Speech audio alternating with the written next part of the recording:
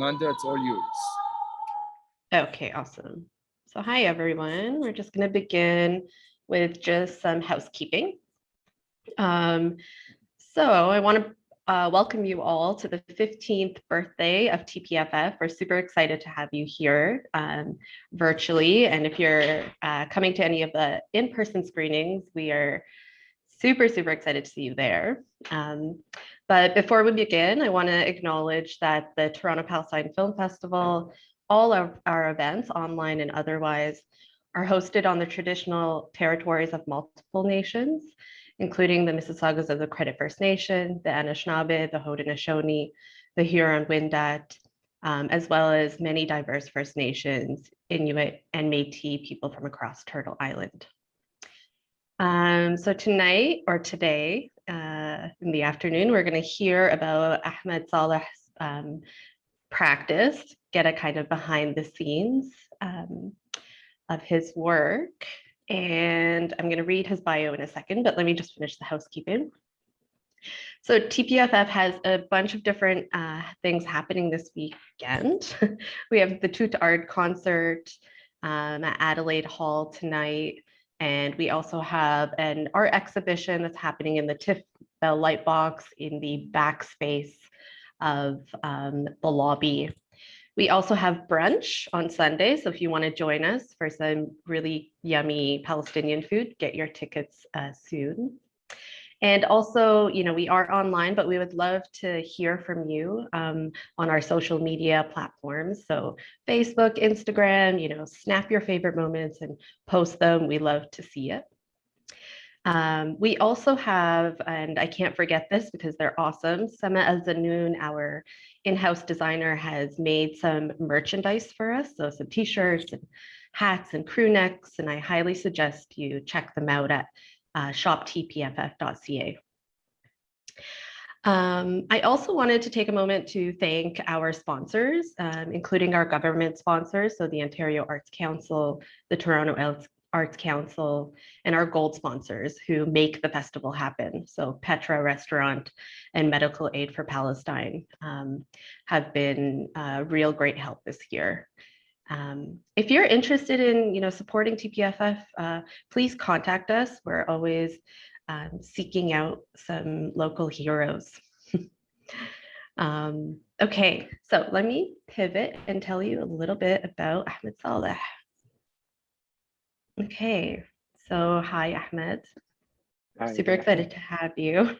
So Ahmad Saleh. Sorry, 1 second. Okay, so Ahmad Saleh is an academic award winning writer, director, and art director. His unique storytelling voice is inspired by his engineering studies in the West Bank.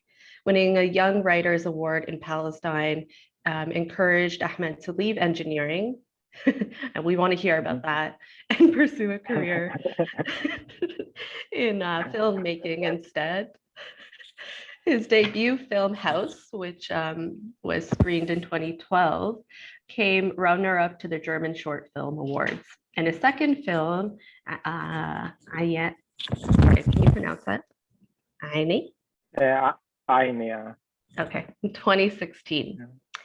Won the Global Medal at the Student Academy Awards. His third short film is Night, had its premiere at the Locarno Film Festival. Okay. And that's all for me. I'm going to hand it over to you, Ahmed. Okay, then I will share my screen now.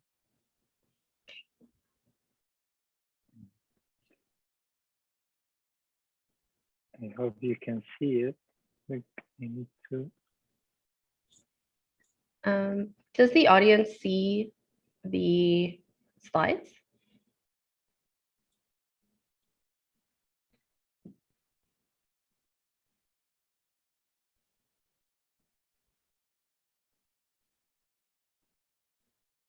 Should we go ahead? Or no response? Yeah, let's go ahead. I think they see yes? it. Okay.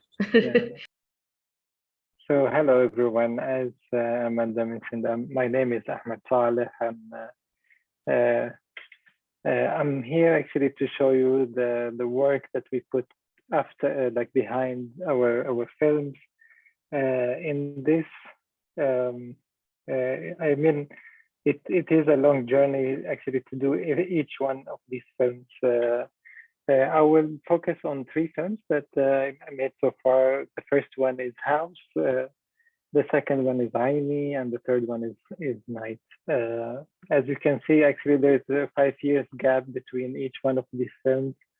It is partly because first writing the stories took a really long time, and actually even as you will see today, each one of these short films takes around 2 years to make. The first one was shorter, so it didn't take 2 years, but the second one and the third one took that long, actually 2 years of work. It's if I want to comment on on going to the West Bank and studying engineering, and that is inspiring me to quit the engineering to be a writer and director. It's actually it started. So I'm from Palestine, but I was born in Saudi Arabia, and in the 80s actually. So in the 80s we grew up watching on the news the first Intifada of Palestine, the first biggest rise up against the occupation.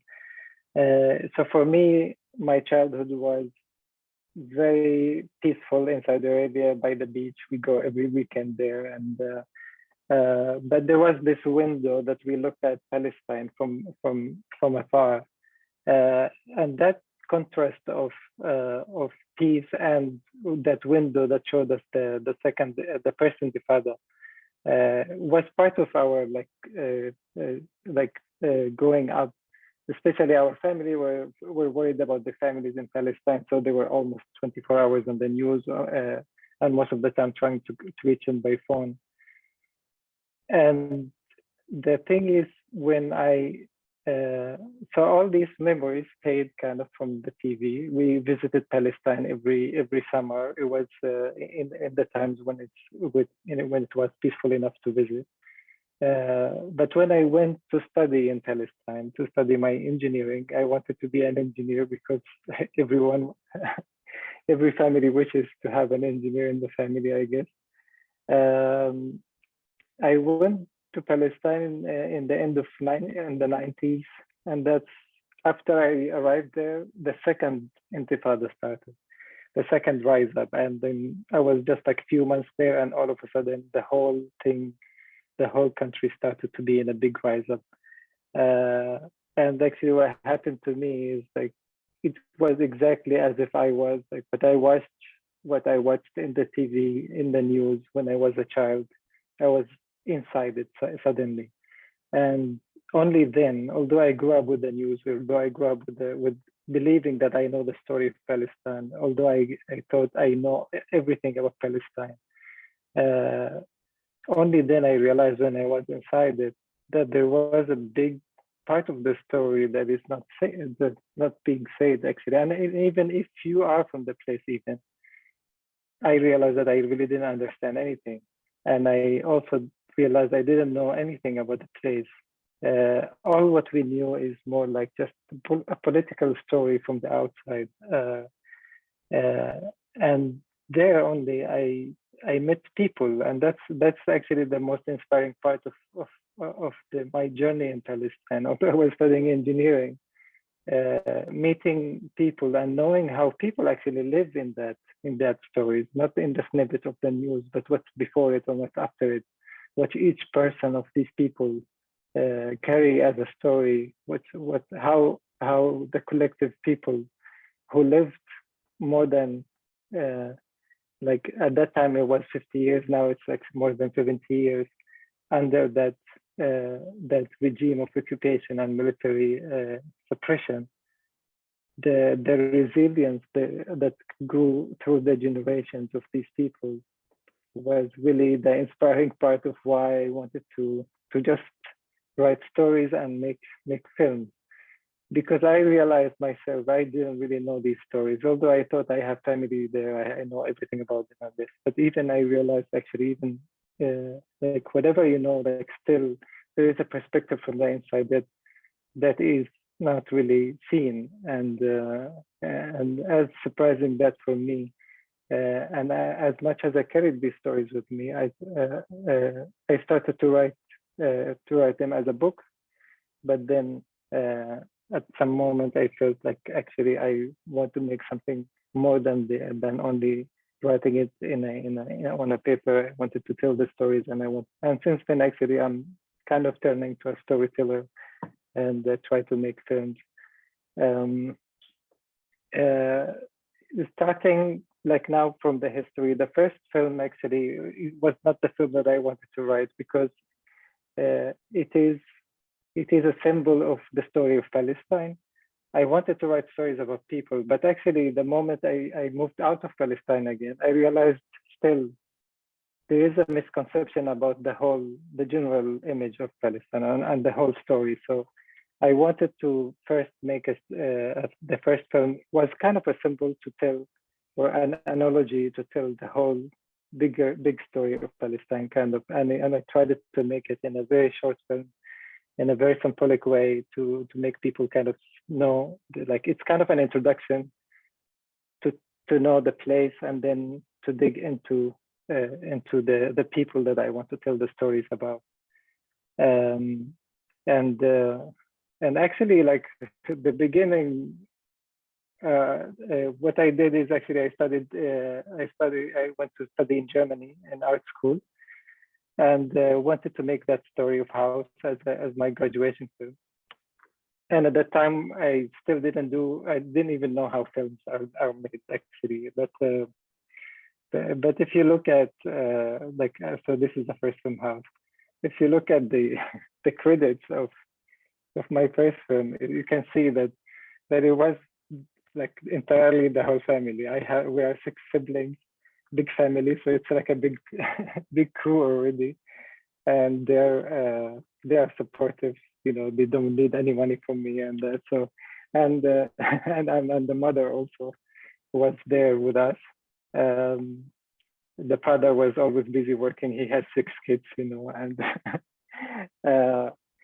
so that's actually how we started. We started just kind of like a family gathering. And one thing actually that brought us to create films as a stop motion, this was actually the full credit. So the family and 3 people. Something I want to mention here is actually like my mother, since we were kids, she used to, like, I mean, she has 6 kids to 10, you know, like, and one trick she used to do is to let us just all sit together and do very like simple art things like flowers or whatever. And I don't know if you know, this way is like to mix starch with white glue, and with that it becomes like a dough, like a play dough, but you can shape it and it dries. So this is something actually where my mom was kind of trick us to just sit together and be busy with something instead of like breaking the house or something, you know. And that's actually like what I felt, like that gathering of the family was something that is like we grew up with it somehow, and it was for me a very natural way to feel, okay, but I have a family where we can do art stuff. Why don't we make a film together? And from that actually, so this one, so I'm going to give you a little bit of the first part of the film, so you can see what like a bit of it, like to have an idea about the film, and then I'll show you the making of and behind the scenes. So,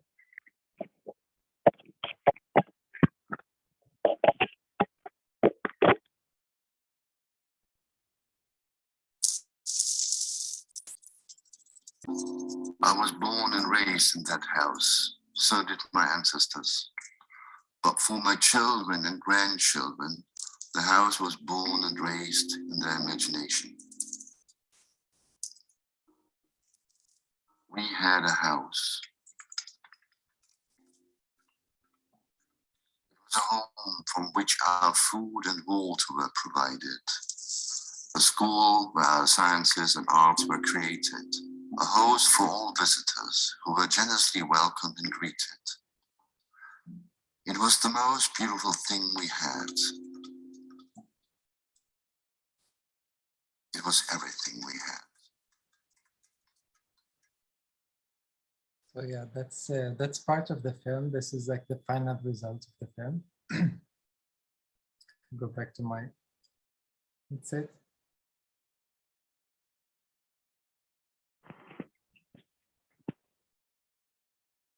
Okay, so yeah, this was part of the film, and I will show you a short video of like some of the things. Like as you can see, maybe here, like the main thing was the house actually in this film, and here's a video of behind the scenes.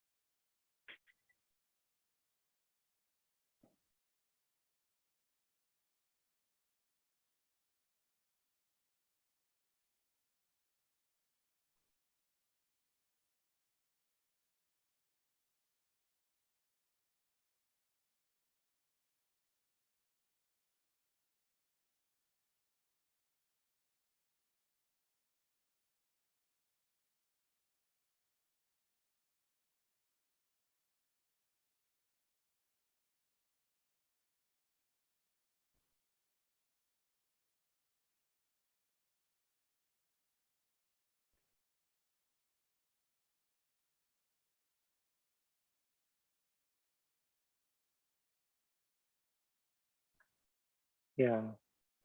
So this is how. So it's actually this video is like as you can see, like we put just a camera to time lapse the process. This was around 8 months of work. That's just like to prepare to shoot, you know. So this is what the preparation to shoot the film. Do you hear me well? Is everything clear? Like any troubles, or should I continue? Everything's perfect, the sound and everything. Keep going. Okay, great. Thank you. Okay, and to give you some indication of time, actually, so like again, this is a family. So these are my two brothers, and that's the daughter of my brother.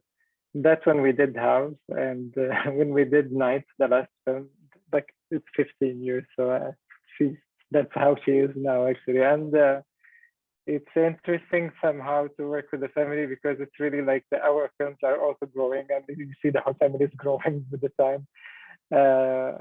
And like actually Salma did the voice for the girl in the last film we did. So I don't know. It's an interesting kind of way of working, like that we kept it actually. We started the house together, and then the team grew bigger. More people joined us, like from outside of the family. Of course, we needed to grow.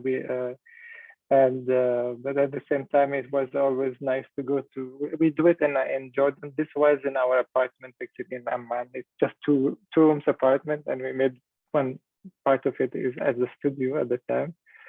And yeah, it's interesting to like. I mean, this is the main room, but we had other rooms to also to create stuff, and so it was always like kind of like the family sitting making like I don't know Christmas cookies, but we did it for 8 months, and then we ended up with the first film.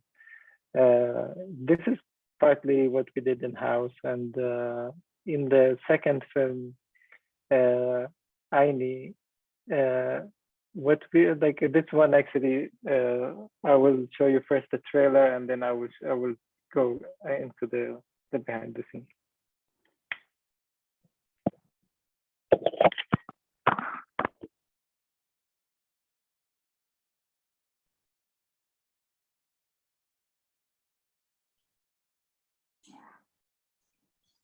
وبينما تهاوى كل شيء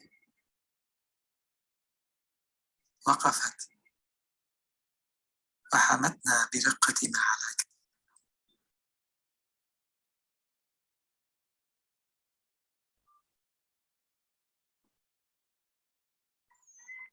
قالت لا تحزنا يا ولدي،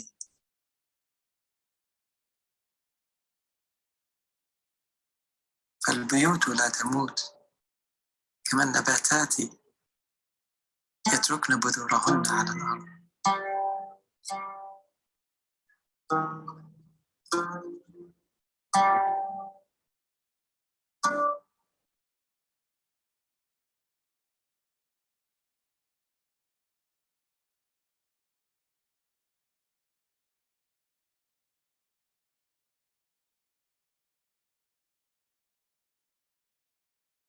Ahmed, we can't hear you.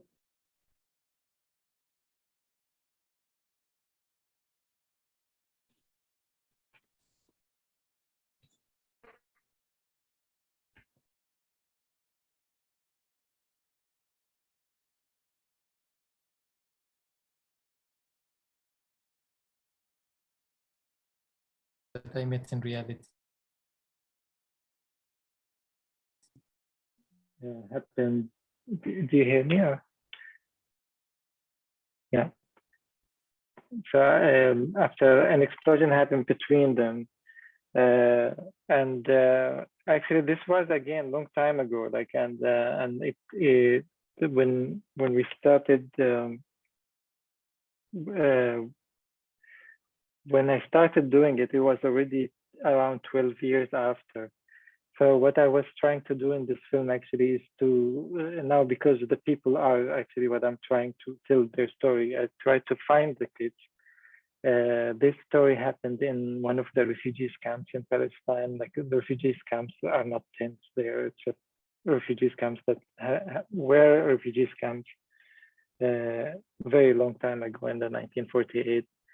And these tents turned to houses, and the houses turned to higher and higher, and it's like almost like favela, if you can imagine. And I tried we tried to find the kids actually, and also to kind of almost like a location scouting. Our films is like it's kind of like normal films because it has we have the full crew from actors to camera people to everything and locations and that, but we recreate them in the studio. And so actually I met the real kids when they were that young, and we tried to find them, and actually my only access to them was my cousin, because my cousin was with me at the time. He carried one of the two boys to because they were both injured in the middle actually, where they had almost similar injuries, but from both, like from opposite sides, so one in the left and one in the right. And when I wanted to find them, I contacted my cousin who still lives in the refugee camp there, and they're also living there. And I wanted to find them, but actually, like one big surprise for me, and also this is one of the things that I like. Even I thought I know my cousin, I know my aunt, I know everyone of the family, but when I told him, okay, do you remember the two kids that we carried, me and you, to the hospital? For me, it was an event that almost like life-changing event, and I wouldn't even I cannot forget it, of course. And it was like what I saw. It was actually it was so heavy that I couldn't even speak about it. I realized 10 years later that I didn't speak about it to anybody, and then I tried to write a story about it. But when I asked my cousin, do you remember those two kids who we carried to the hospital? He didn't remember. And he said, me and you carried kids? I don't remember. And that's actually, like, you can see, like, this is actually something for me was also a bit of surprise, because it's like, okay, wow, this is a big event for me, but for him it was just like, like one of the things that just happens. And he told me, actually, I like, do you know how many kids I carried to the hospital? Do you want me to write down all their names? I don't remember. So that's why you feel like, okay, this aunt and my cousins that I meet, and they're always like just like being cheaper always to meet us. Like there are stories that they don't really even, we don't know what they're living really, actually, and these are even my close relatives. But eventually, after I really pushed him very hard, like to bring him to some memory, but he finally, like, with the long research, we found them. And then we made the character design on them. We tried to make them look how they looked when I met them when they were kids. At that time, like when they found him, they are really taller than me now. And what comes into character building, actually, like so the design is a 2D, but then we make the characters as you saw in the trailer. And the characters comes with the clothes, with the hands, with the feet, and the head. So that's actually kind of mainly what you see. And what is and when we designed them, so like this was the initial design, and then when we turned them to 3D, this is actually what we got. Like, so I wanted to do the two boys with their mother, and we tried to see if they look like a family when we shoot them next to each other.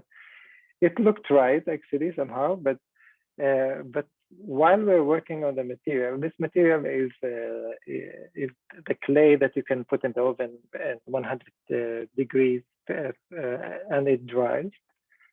I realized actually that when it's not dry, it has more soul somehow, but and here it missed something. So then we went back to try to do it without baking it. Now they are hard here, and they feel a bit more plastic, actually. So, but then of course, if it's not dry, and when we animate, we touch this thing, and of course if it's not dry, then everything will be deformed. But we still, like, when I tried to make the mother again, as you can see, this has, I don't know, for me, I see it. I don't know if you see it also, but this has a lot of life somehow. I don't know, maybe the moisture in the clay before it dries, it gives it more life. And this one kind of like, it feels there is a distance between us, but this one, I felt it can bring us to her. And this is a little bit like, as you can see, it's kind of like casting, like when there's a line of actresses, like we're trying to find the right mother. This one, finally, when she was there, and we just, like, with this simple photograph, it feels like this is the mother that I want to have in the film. And the kids ended up to be like that instead of this, like, so. I felt here there was a kind of evolution, and also that's why we chose also not to have these balls of eyes, because they're scary. Puppets are weird, actually. I don't know why I do puppets in the end, but this kind of this feels like more like oil painting, actually, and it doesn't feel this puppet, which is just has big eyes always, and they move weird and that. So this.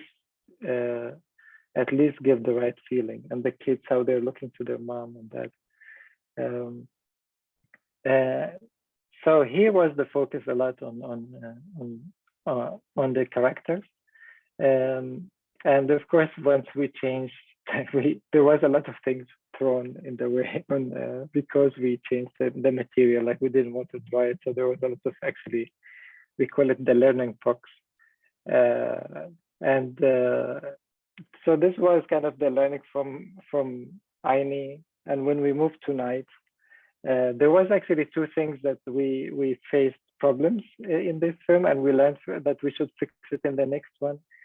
Here, actually, see the hair was also clay, and the eyes were also clay. And while animating and while touching everything, and that these things become really like they start to melt, and everything becomes very dirty. And that while dirty can be nice, actually, but the thing is, when you have something very clean and suddenly it has a lot of dirt, that in one frame it goes really fast. That there is a big sudden change.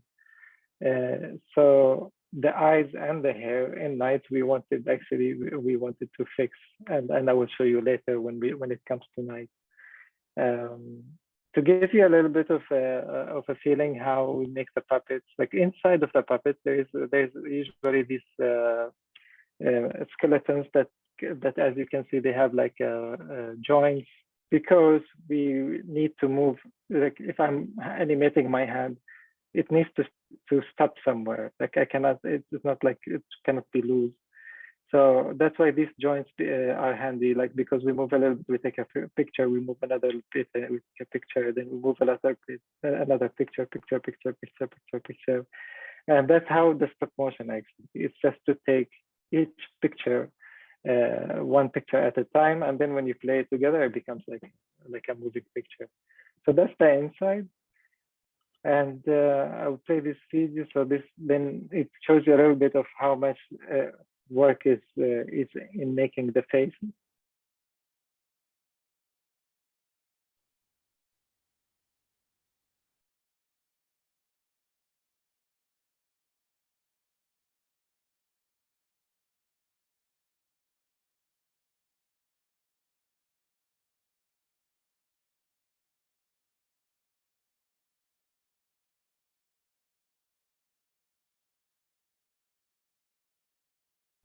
Yeah.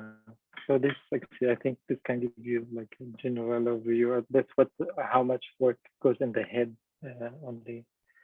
And the props also, like, so you have the characters, but you have the props and also the building. This is, for example, one prop which is actually one of the instruments that one of the boys is playing in the film. Actually, the nice thing about while making these things, we always find just like anything around us and try to make things with it. This one, for example, is made by this candle, the IKEA candle, the aluminum one. We just like it was easy to reshape and all that, and to make this this instrument with it.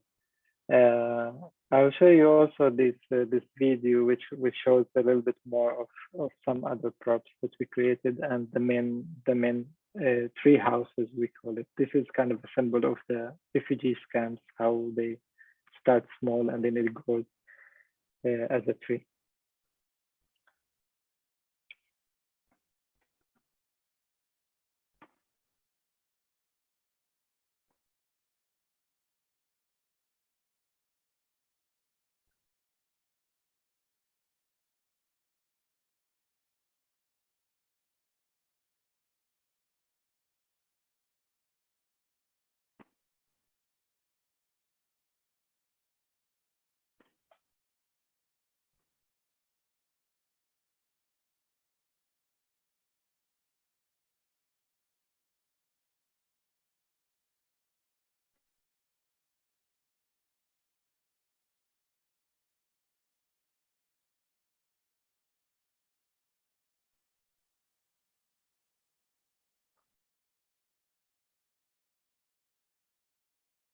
Yeah, and this was kind of just a very small part of the production. It's just the main wood, the instrument, and like a concept art of the city.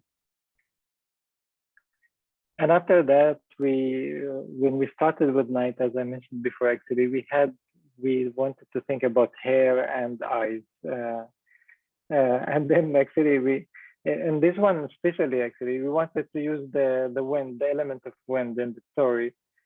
So we wanted hair that is animatable also, like so we were trying to find different ways, and this was one of the experiments. It looks pretty ugly, as you can see. And you see the eyes also when they have these balls, they're always strange, you know, like, and because I wanted to move the eyes in this one, and I thought maybe, okay, maybe we go to the balls, but and we find a way how to make it nicer, but actually it really looks scary. We gave him a haircut thinking that, okay, like maybe if we have some glue on it that we can animate it and so on, but it looks like he just put a lot of hair gel and it didn't really work also. Then we thought that, but actually we're shooting in the night, maybe it looks different, but actually still didn't look right. Then we thought maybe we can have like powder on the hair so it doesn't look so dry. Then it looked really as if she didn't take shower for a long time. So all these kind of we got crazy in the end, and then like so like all this real hair kind of didn't really help. So before we did the clay as hair, and that didn't work, and this time also while we're trying like realistic hair look, and actually the thing with puppets again, the more realistic they are, the more crazy scary they look. So that also we didn't want. And then by accident, actually, there was this part of black wrap. I don't know if you know, like some filmmakers would know it, but it's basically aluminum paper that is black. We use it usually for lighting and so on. So then we tried to, like we felt like, well, how about that? Maybe we just use this as hair. And actually it was really, it was just like for us, like we found it finally, you know, because we like, yeah, it was clearly the winner. Even the look of it was actually good. And also when we wanted to test if we can move it and we can animate it, because it's aluminum, it has at least a memory. It was not easy. It was really complex to move the hair, but at least it was possible. And also it gives it a little bit of abstraction, that it doesn't look like a head of a human kind of. At least it looks like a animation character. And for that, yeah, we went for it. Like part of like we had like we were trying also to find a way how we can keep the hair, because the first test we have, the whole hair started to fall apart. And then we found this way to actually to have this plaster of aluminum, and then gluing on the aluminum was then stronger, and it stayed very well with the super glue. We made the test like on if we can animate it, and this actually was the result.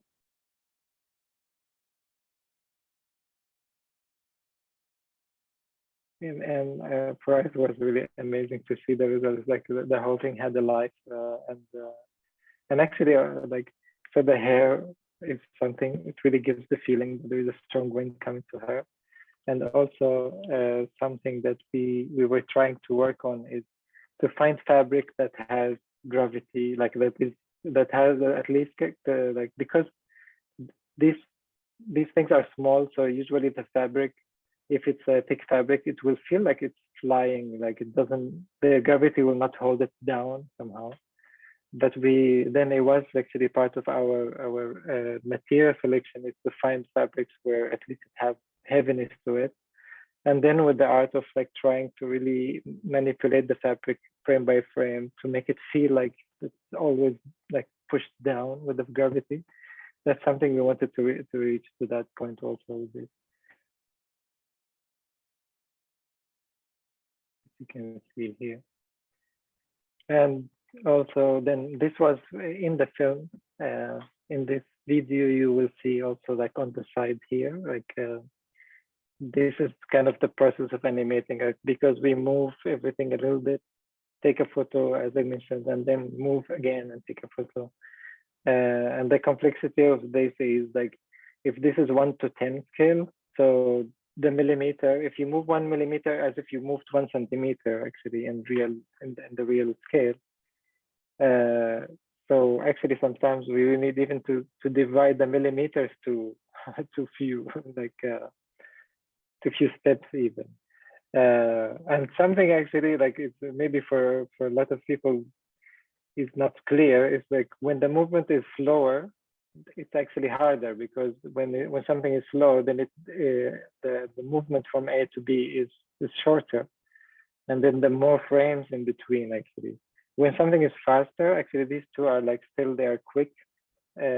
So they were not as complex as when we wanted to really like make as a breeze going through the hair. That was like we needed like almost people to be like surgeons, you know, to really be so precise that even 1 millimeter can be divided to a few steps.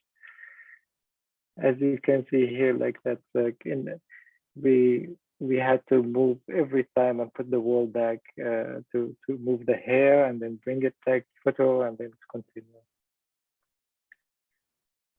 And also in this film, because actually Night is mostly silent film, like there is no dialogue and that, so we thought here actually it's important that we make the puppets expressive. That's why also part of it why we wanted to have the hair movement and the facial expressions also, and that helped that we have the like the clay that is not dry to also animate the facial expression as if it's changing actually in between. As you can see here, so the video on the left is what is in the film. Sorry, on the right, and the one on the left is what we do in between we shoot. You know, like so.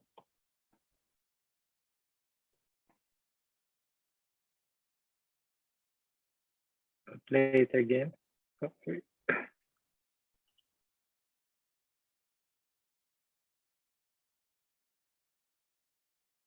And it's amazing actually how these subtle movements of the face can give it so much life actually. Like it was amazing to see this, like just the blink. We didn't do anything in the post-production in blinking and all that. And these little movements in the face, it really gives it life.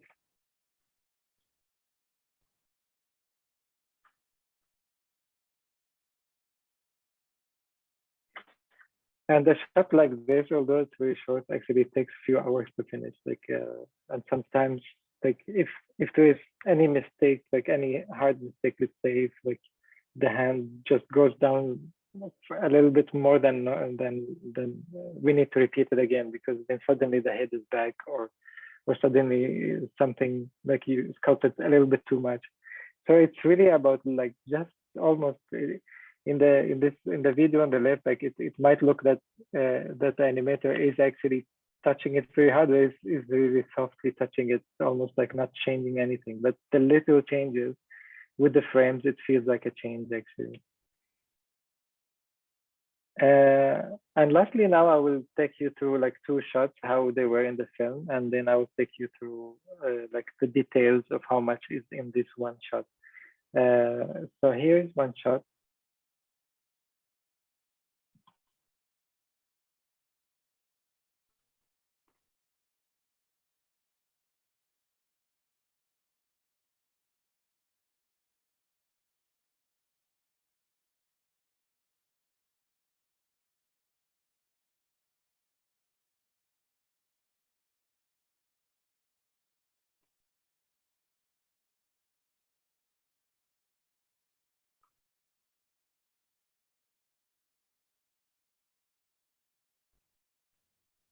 So in this one shot actually, and that's everything we saw in the film. Okay, this is exactly how it is in the film.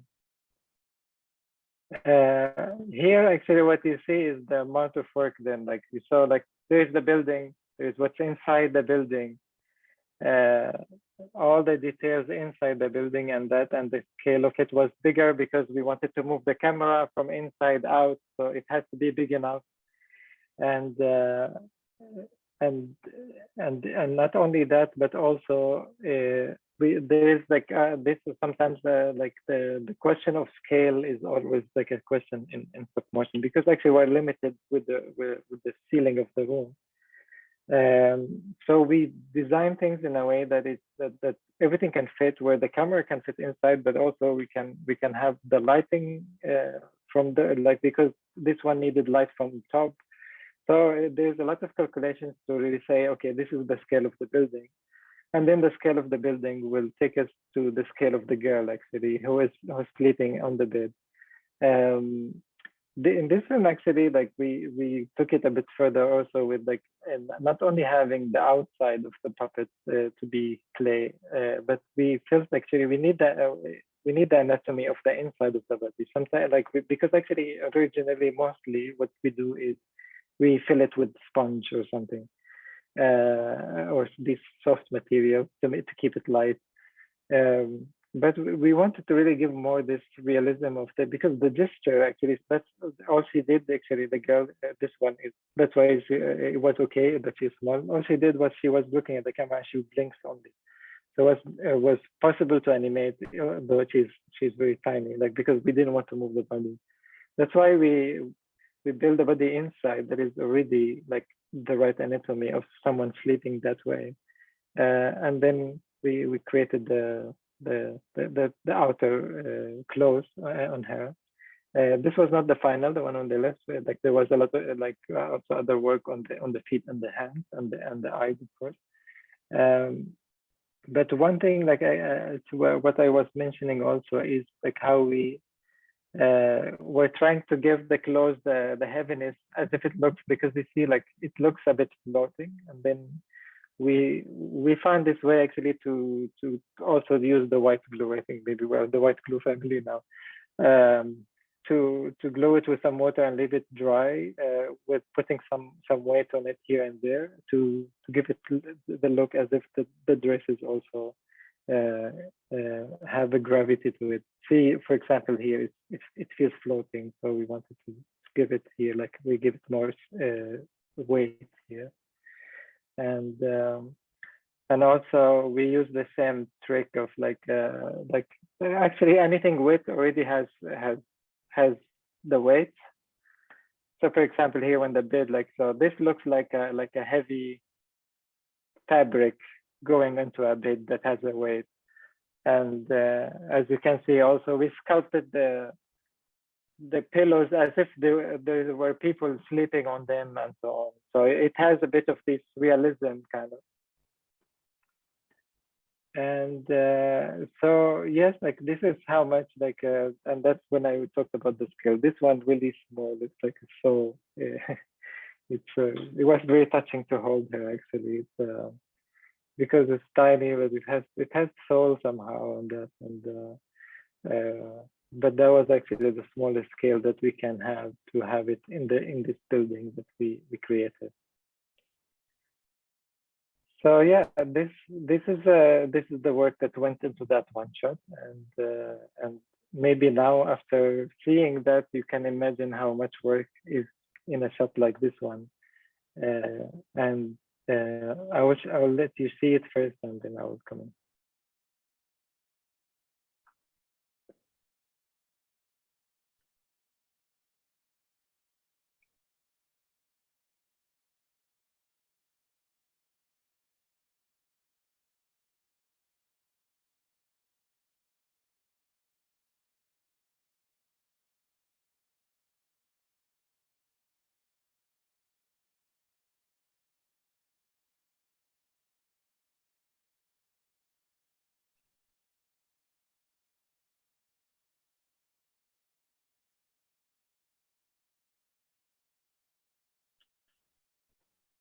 Yeah, so I think this is also the place of working with family. This shot was not really meant to be until almost we wanted to start the production, and I was hoping, like I was like just like feeling that there's something that we need to add to the film, and this is a big add, of course, and it's not easy to suddenly say, hey, can we do a room with 25 kids? but it's really nice. I am really blessed with the family. They're really so patient, and they were like, yeah, like if it adds something, why not? You know, like.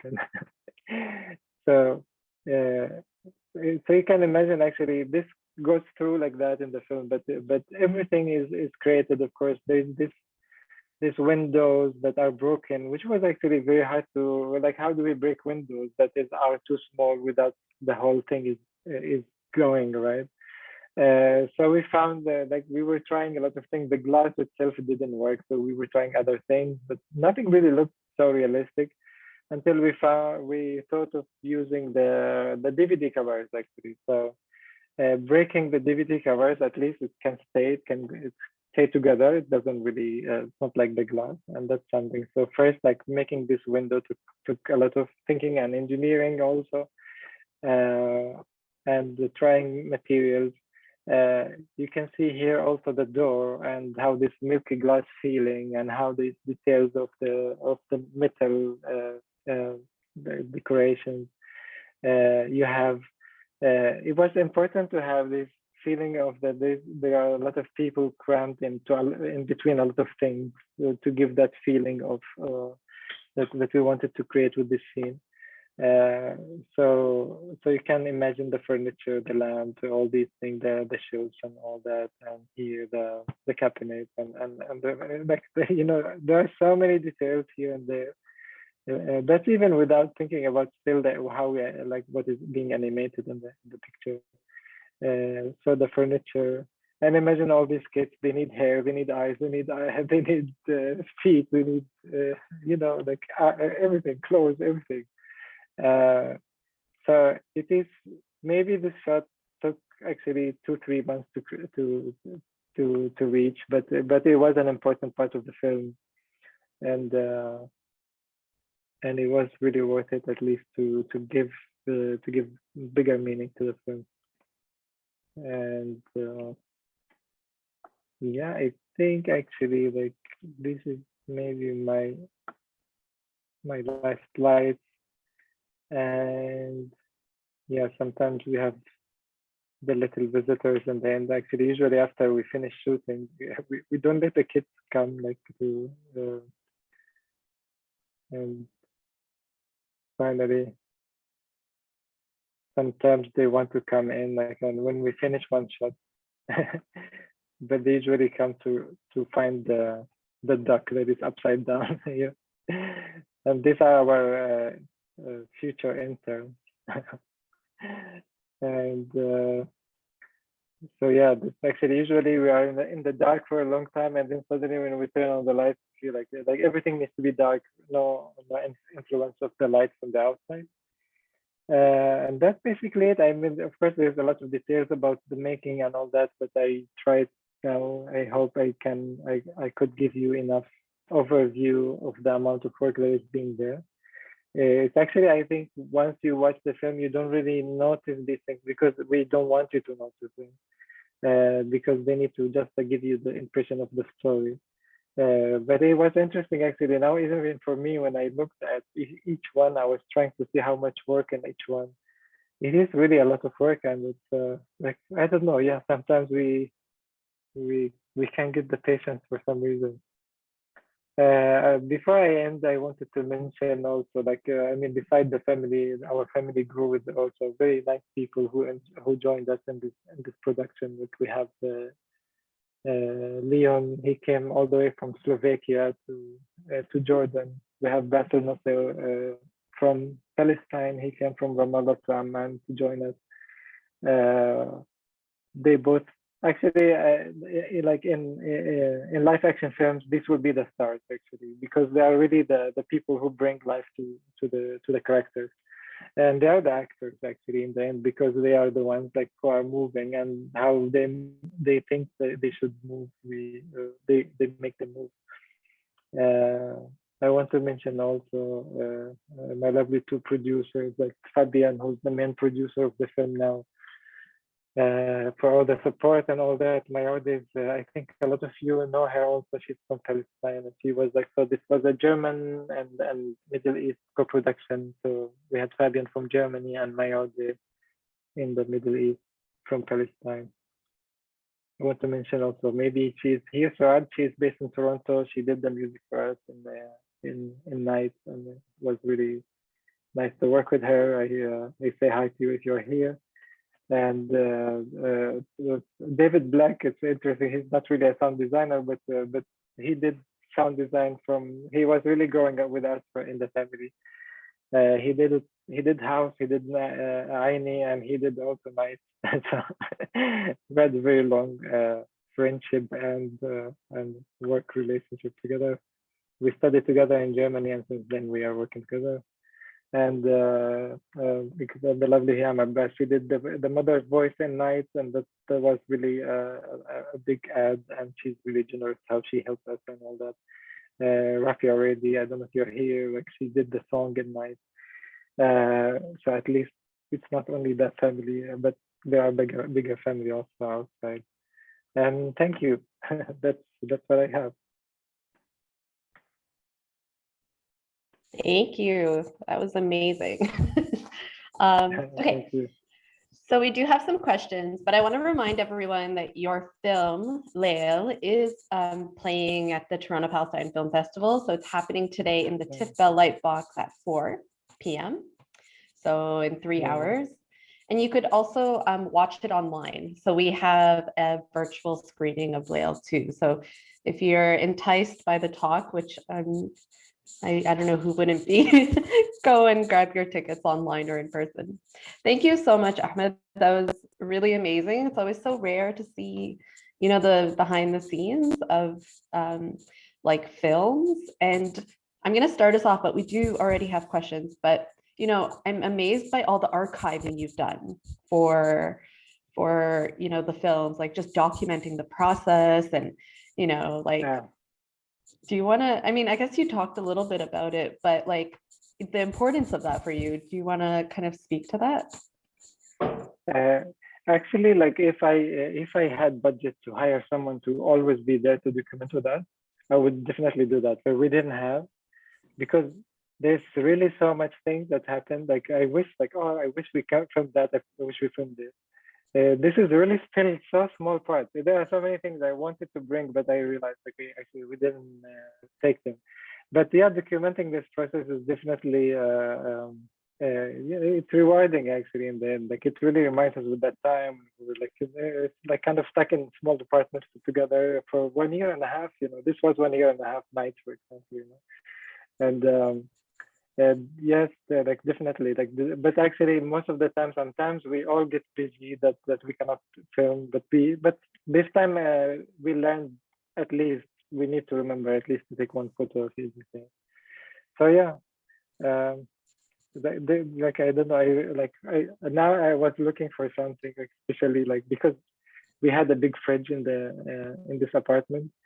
If you open it, it looks scary because it's all little hits. We keep them in the fridge because if they leave them outside, they dry a little bit, they become a bit powdery. And but the fridge, I didn't. Yeah, you see, that's a photo. Like why did I do it? yeah. So the documentation is definitely. It's also to pass the knowledge, you know, because a lot of things we created, we didn't really know how to do them, and we were just finding ways. Especially when you do something and we did it in Jordan. It's not like we have Amazon anytime anything can come to us. Like there's a lot of things that are not available, you know. So we, for example, because the faces are not dry, like so each shot we change the face, and sometimes even in the same shot we change it. Like we take it off and put another one. So we created like normally if I'm in Germany, I'll buy the silicone that you can make mold, and then that's it. It's easy. It's available, but there was we didn't find that kind of silicone. In the end, we did it with the hot gun. You know, we just created the face. We did the hot gun. Like we kept putting hot gun until we then we had like the cheapest solution. You know. So yes, there are many things actually that we had to think about engineering it and all that. Yeah. And actually, there are so many details also about animating lights and all this, and we don't have like automated arms or then how can we make it manually that it looks really smooth and all this? So yeah, there's a lot of experimentation here and there usually. Yeah. Yeah, it's like archiving innovation, but also there's so much of like archiving family moments, you know, like it struck me that you're just like, you know, watching your family grow through the process of, you know, making. Yeah, definitely right. Yeah. It's amazing to see. I love how you kind of brought those two worlds together. It's a happy life.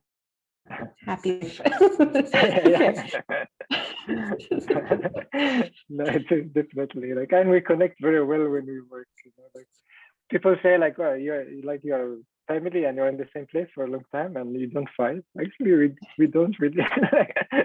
It's nice, you know, we're busy always. So it's like, and the thing is, it's funny that I'm the youngest, but I'm the director, you know. So and they always say, you know, we made you the director so you don't cry. You know, like that's why you're the director. Don't really play that you're the director. So you throw the trash and you clean. Okay. So I was like, okay.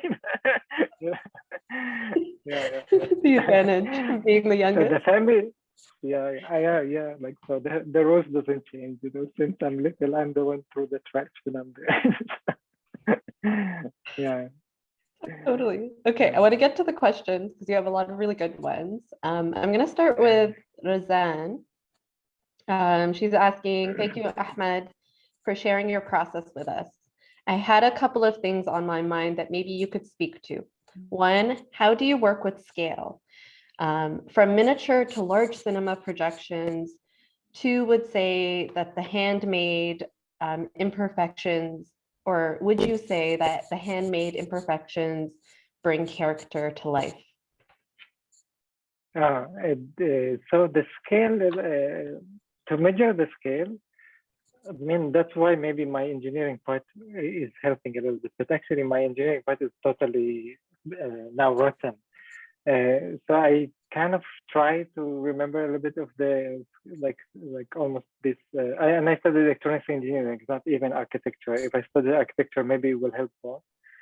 But actually, like sometimes we will do it almost like in a very primitive way. Like okay, so we say I want something this high. This high is this much, and then we go measure the like we go to our building and say, okay, this is 3 floors, so and it's that much, and I am that high. Then if I am that high and the building is that high, then we find the formula of how big I am in comparison to my building. Okay, if this is a kid, will be this short, and then you know, like we play it really like in a very primitive mathematics. And the scariest, like it's really important to know everything, like to really make sure that you measured, like you know how the shot exactly will be, where the light will be, where the camera will be, where the animator will stand. All that needs to be measured, you know, because sometimes we did that mistake sometimes where we made everything perfect, but then there was no place for the animator. It was too far, you know, like so, like, and then it's a problem. We need to cut the table to let him in, or he sits on the like it was crazy, you know. So everything needs to be measured well, and then actually, so like if you use AutoCAD or use even sketching or anything, like there needs to be very good study of everything, and then start building. So that's how the scaling and actually there's kind of almost standard scale 1 to 7 is like the industry scale, and then but sometimes actually for us we wanted to move like the phases, so we made it bigger as a scale because we wanted to do details. The imperfection, the thing is the imperfection is of course great, but with the scale the little scratch will be that big in the big screen, and that's where, you know, even you need to be perfect in your imperfection, kind of, you know, you need to find what is that that little when everything is smooth, actually they don't have character.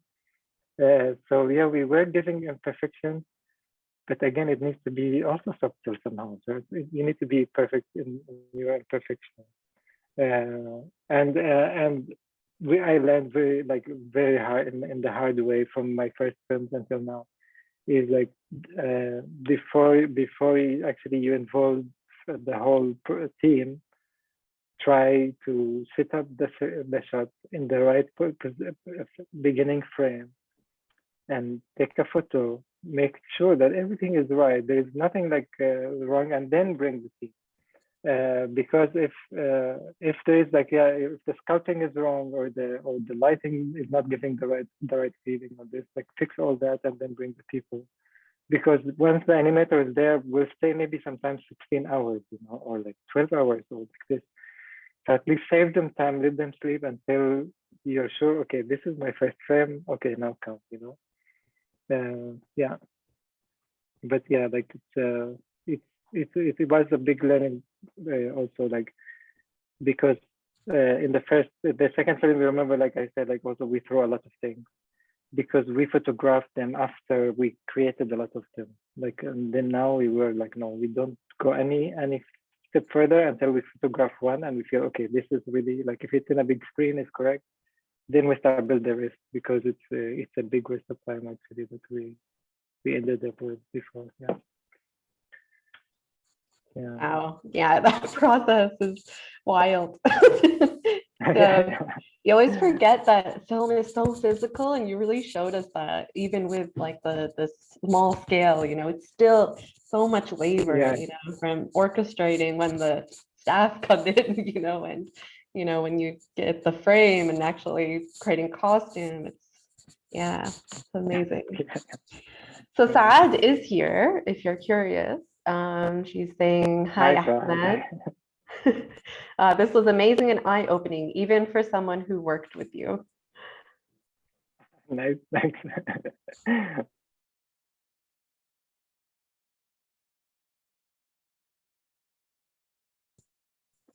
Do you archive them?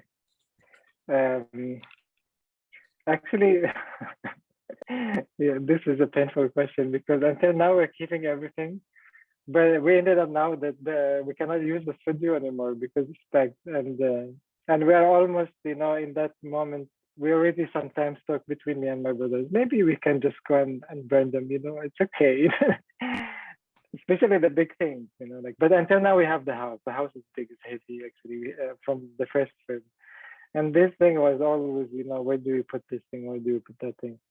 But that's the problem. Like the more we do, the more things we have.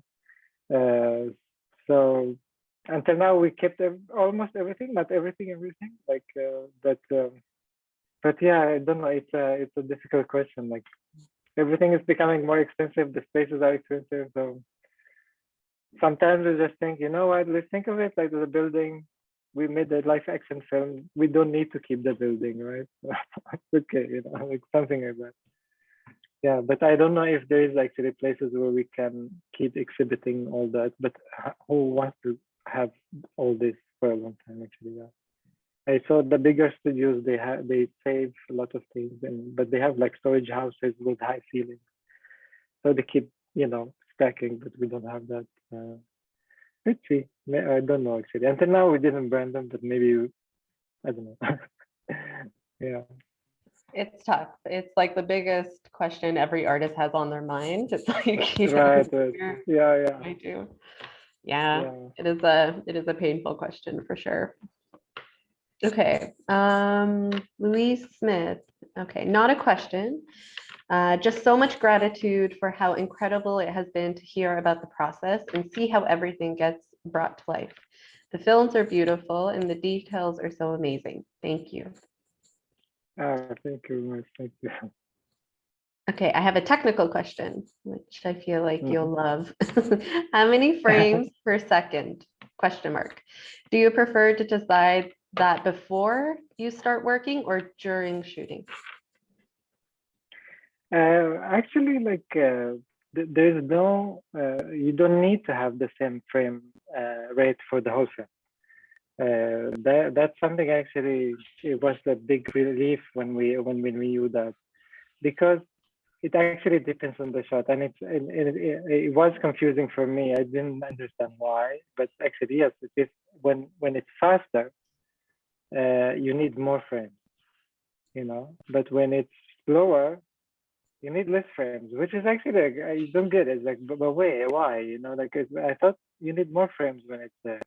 But the thing is, when it's faster, let's say if you're shooting in 12, the distance will be like this, and then you'll see the like very shaky movement. So that's the science. If it's fast, we do it 24. If it's low, we do it 12, sometimes 6 even.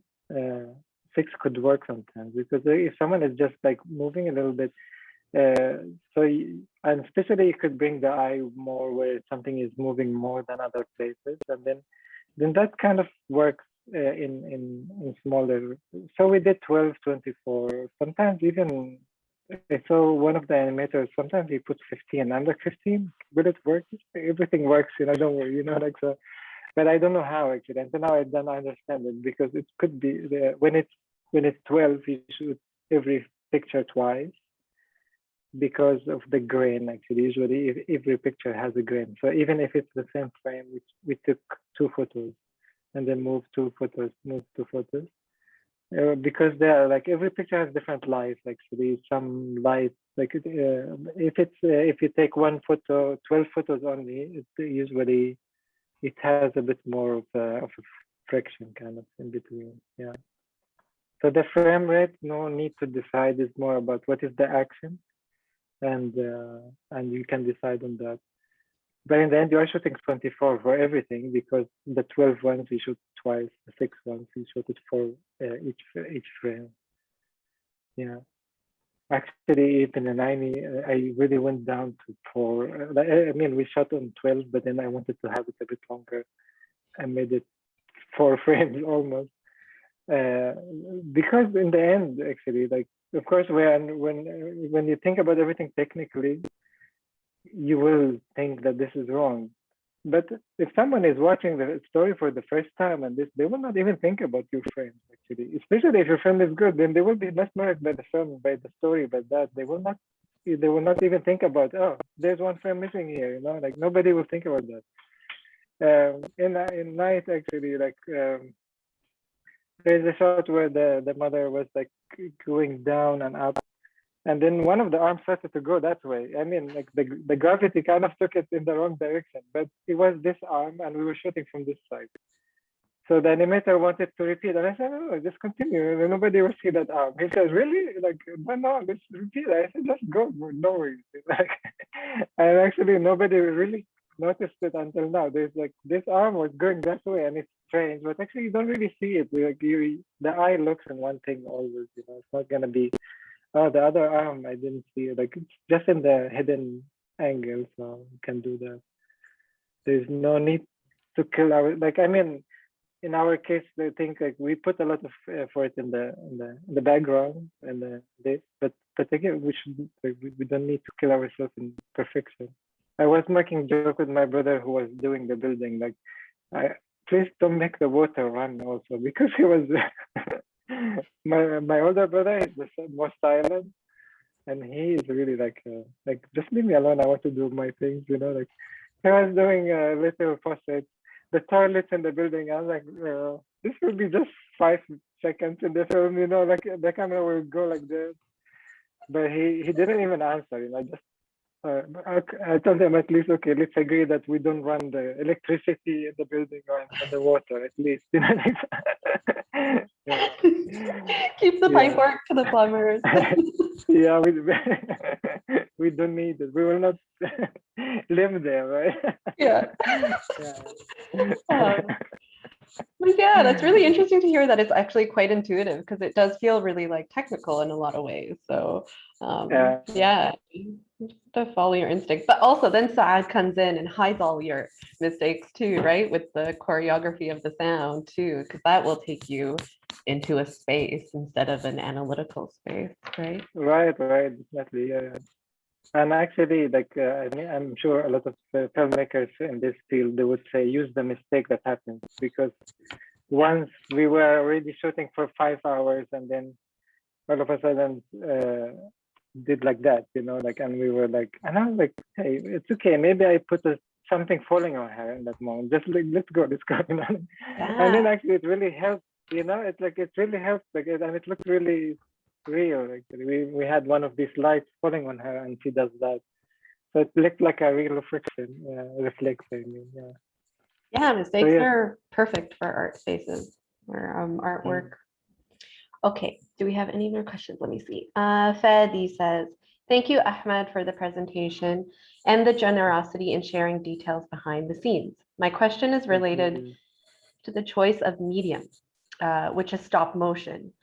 And why do you choose it as opposed to other animation techniques, 2D, 3D, or live action for the matter, to tell your stories?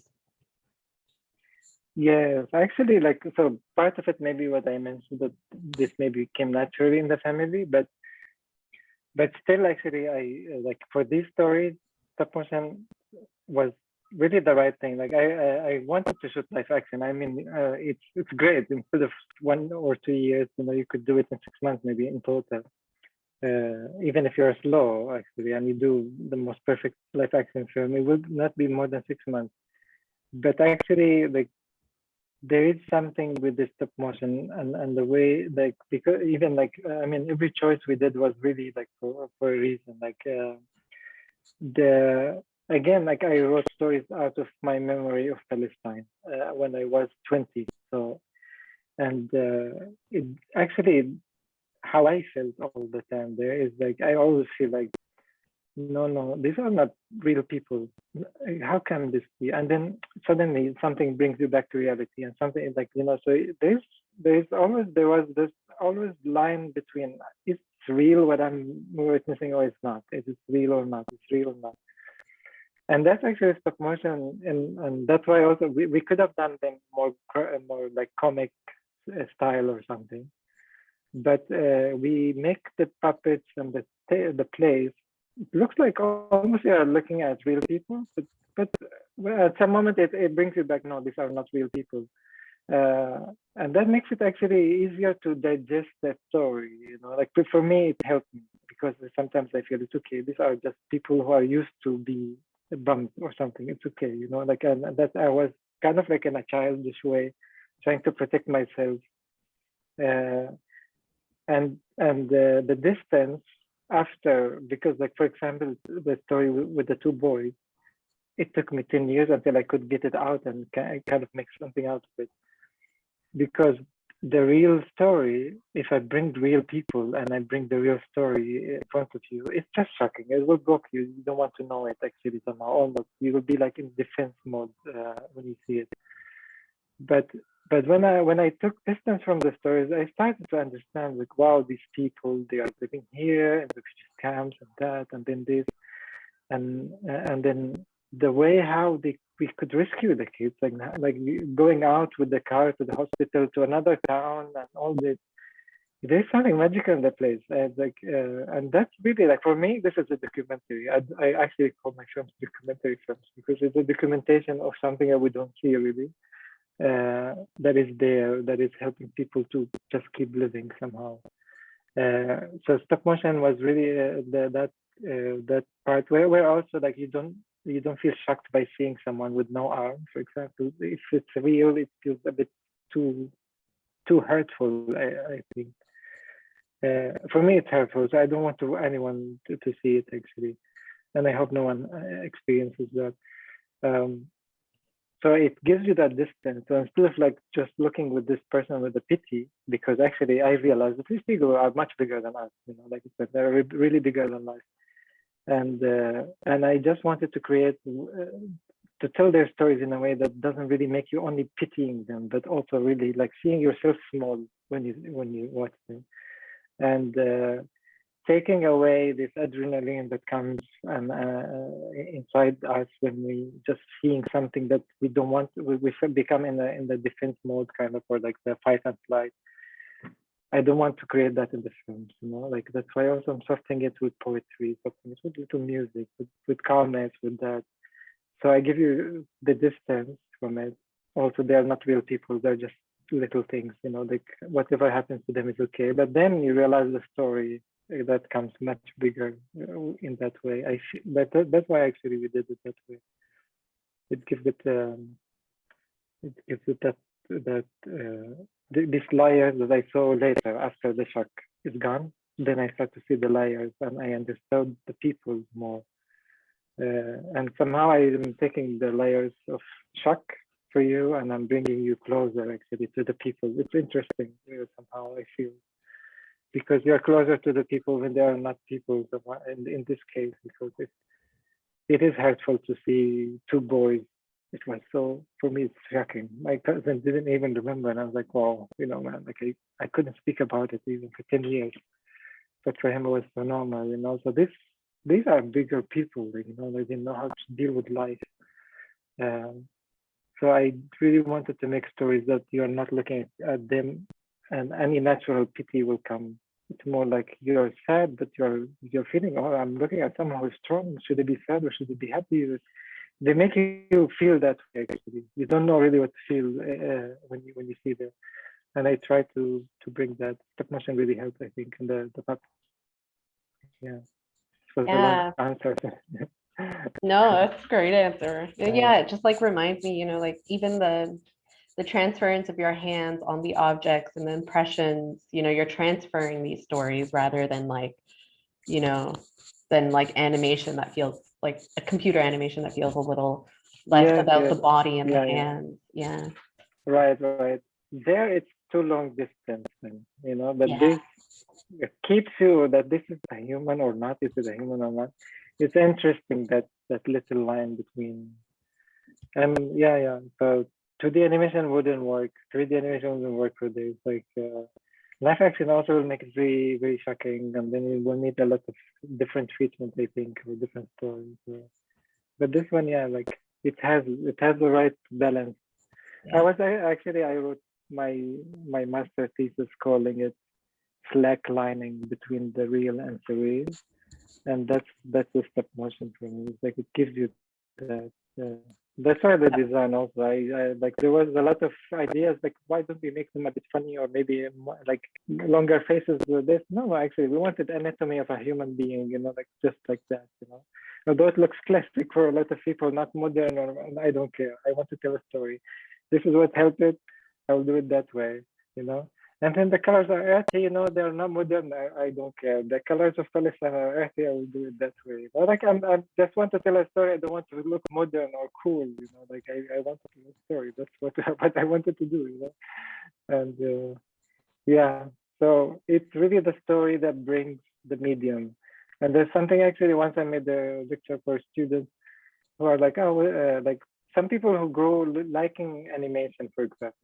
We didn't know animation at all, but this was really a choice to say like this story needs this medium. The story decides the medium, and not like only my likings or something that will make me decide the story, how the story is told. Every story has life somehow. It tells you like what kind of medium you can do it with. What's the right medium is, but to know that you need to know what you want to tell and how, like what you want to really convey exactly. Then the medium is decided after. Now I'm writing my next film and I don't know what it is. It's gonna be, and everyone is it animation? Is it stop motion? Is it this? I go like let me write and then see. You know, like I don't know. You know, like. But yes, it will be like this one might go to 2D animation. It feels more like a 2D animation for now. So yeah, but depends when it's finished. Yes. Yeah, that was the next question. What's next? But you answered it. Leave him alone. Let him work. The next will be a feature film. Actually, I have already 3 ideas for feature films, and I was for a long time which one will be my first feature. But now it seems that there's one that okay, this should be the one. Yeah, and it will feel also like an add-on to the series of these 3. Hopefully, that's what I hope for now. A feature film, that means like a big big lifetime. But let's see. We thought of deciding the medium also later, but yeah, maybe it will end up live action, maybe the animation. Let's see. But they are writing for now. Yes. Yeah. Nice. Well, that's exciting to hear that there'll be a feature. I think makes sense to me because I can watch these forever. You know, just like get immersed in the different textures and the lighting and the way these like anyways, very excited for it. Yeah. Okay, I think those are the end of the questions. Yeah, and it's 1:30, so it's perfect timing. So maybe we could end there. Thank you again so much for showing us behind the scenes. Thank you. Thank your family for us too and everyone involved. Thanks a lot. No, I'm happy I got questions because I don't know how many people I'm talking to actually. So it was kind of feeling like I'm talking to myself, but at least there was questions, so there were people actually. Yes, yeah, there was a really good audience, actually. They were all very engaged. We're also going to post this online. So, you know, for those who are still here, we're going to put this on YouTube and everyone can share it. Yeah, if anyone is interested in animation, let them know. If anyone here is making a project or really wants to ask more detailed questions that they were shy to ask, I can stay a little bit here if you want. So I don't know if that's possible for you, but if anyone wants to stay a little bit longer to talk about anything, I'm still awake. Okay. So if anyone wants to talk to Ahmed more, we could stay on, but maybe we could turn the recording off just so. Just before we go, we just want to remind everyone to see Lael today at 4 p.m. before the screening of Foragers, and it's also available online until the 28th. So if you want to see it in its full glory, full effect, please join us in cinema on the big screen, the way it's meant to be seen. And on behalf of everyone at TPFF, thank you so much, Ahmed. You have been a longtime favorite of ours since we first screened your first short film, and we can't wait to screen what comes next. So thank you very much, and we hope to see everyone for the rest of the festival, and we will stay in touch. Thank you. Thank you, and thank you for hosting on